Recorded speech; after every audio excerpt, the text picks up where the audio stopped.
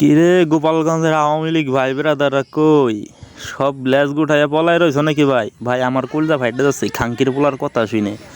ভাই তোমরা কমেন্ট বক্সে একটু বইলা যাও খাঙ্কির পোলারে কি করা উচিত। ও ভাই আগে ভিডিওটা দেখো, তারপরে কমেন্ট বক্সে একটু বইলা যাইও।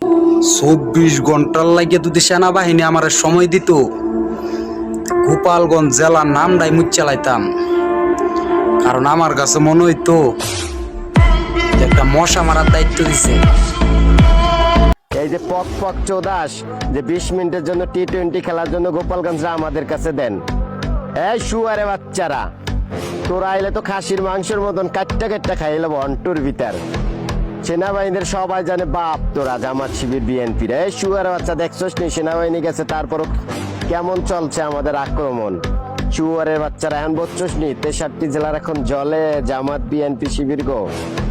জ্বালাবো কেবল এক জেলার তো জ্বালান শুরু করে